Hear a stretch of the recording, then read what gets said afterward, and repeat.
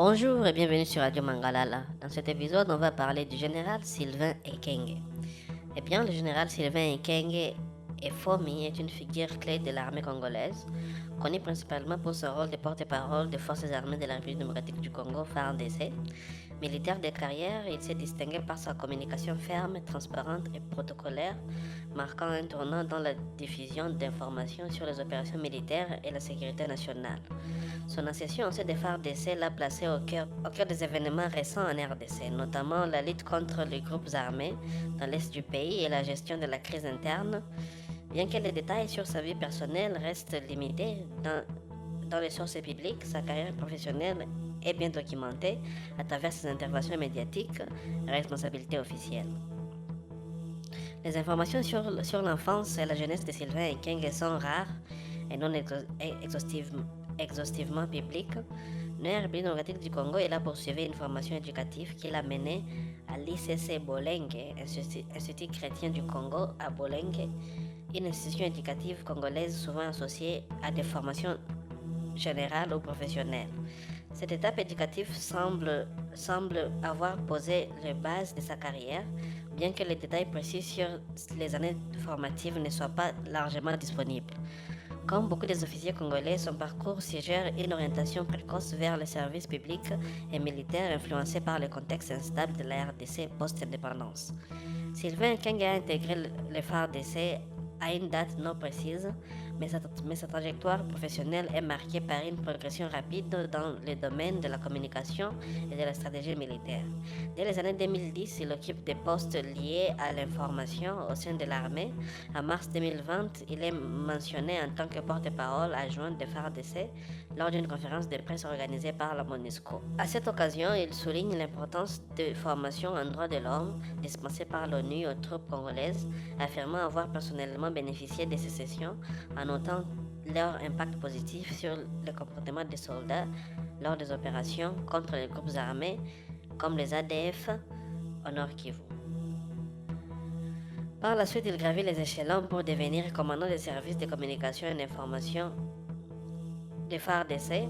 En mai 2024, il est promu au grade de général de brigade, un moment pivotal de sa carrière qui coïncide avec des événements majeurs en RDC.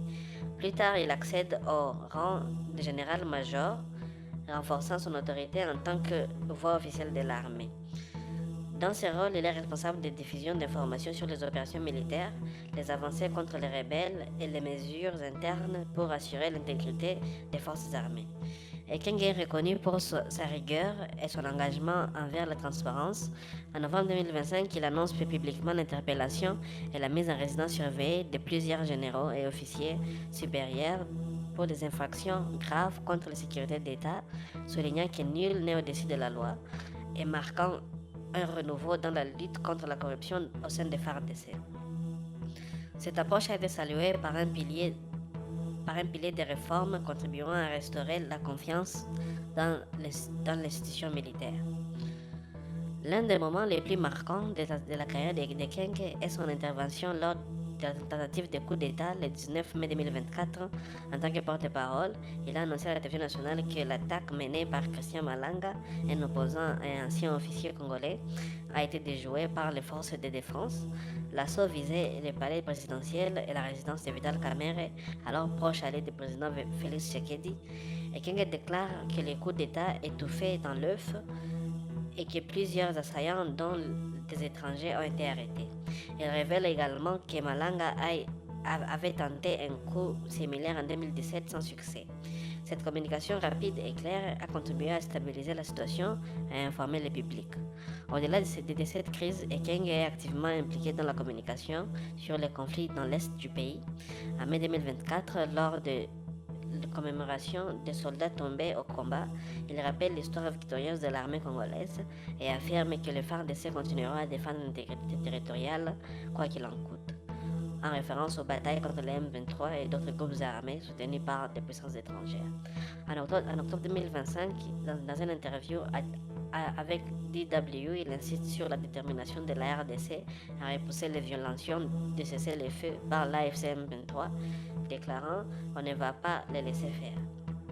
En juin 2025, il défend les arrestations des officiers supérieurs, expliquant qu'elles font partie des enquêtes sur des manquements graves, y compris des collaborations potentielles avec l'ennemi. Il aborde également des questions sociales, comme les rentes servies pour les veuves et les orphelins militaires, soulignant les procédures nécessaires pour reconnaître les ayants droit. En août 2025, il confirme l'interrogation des commandants militaires dans le cadre d'une escalade de violence à l'Est, visant à évaluer la responsabilité depuis la prise de Bunagana par le M23 en 2022. Ces interventions régulières lors de briefings médiatiques, comme en janvier 2025, où il affirme que la RDC garde toute sa superficie, renforcent son image de défenseur intransigeant de la souveraineté nationale. Bien que loué pour sa transparence, Ekenge n'est pas exempt de critiques. Certaines ONG ont questionné les arrestations d'officiers en 2025, craignant des purges politiques plutôt que des mesures anticorruption. Cependant, il maintient que ces actions visent à renforcer l'armée face aux menaces internes et externes. Le général Sylvain Ekenge s'est retrouvé au centre d'une controverse médiatique majeure en décembre 2025, suite à une intervention diffusée sur la chaîne nationale RTNC lors d'un plateau spécial consacré à la communication des FARDC. Ekenge a tenu des propos perçus comme discriminatoires et xénophobes à l'égard des femmes tutsis et de la culture rwandaise dans le contexte des tensions sécuritaires entre la RDC et le Rwanda. Ces déclarations ont provoqué une tollée sur les réseaux sociaux, dans les médias auprès des observateurs internationaux, étant comparées à des discours de haine pré-génocidaires. Bien que certains soutiennent les défendent comme une mise en garde contre les stratégies d'infiltration, la majorité des réactions le condamnent comme incitant à la division ethnique. Les propos incriminés ont été tenus lors d'une émission télévisée récente où Ekenge évoquait les menaces posées par le Rwanda et les groupes rebelles M23, souvent accusés d'être soutenus par Kigali. Il a décrit une culture rwandaise fondée sur la ruse et la perfidie, les mensonges, l'escroquerie, la tromperie, la manipulation, l'intoxication, l'infidélité et la mauvaise foi, affirmant que ces traits sont enseignés aux enfants rwandais dès le bas âge pour les rendre perfides. Il a ensuite ciblé spécifiquement les mariages mixtes, déclarant: lorsque vous épousez aujourd'hui une femme tutsi, il faut faire attention. La belle famille enverra un cousin de la femme, celui qui viendra faire les enfants avec votre femme. Selon lui, ces enfants seraient présentés comme des cousins pour infiltrer les familles congolaises, dans le cadre d'une stratégie plus large de déstabilisation par le Rwanda. Il conclut en affirmant que le Rwanda est capable de tout.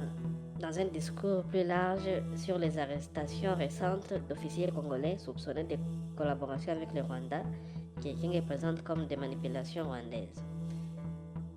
Eh bien, mesdames et messieurs, en résumé, ça sera tout pour cet épisode consacré au général Sylvain Ekenge. Pour la suite, restez connectés sur Radio Mangalala et à la prochaine.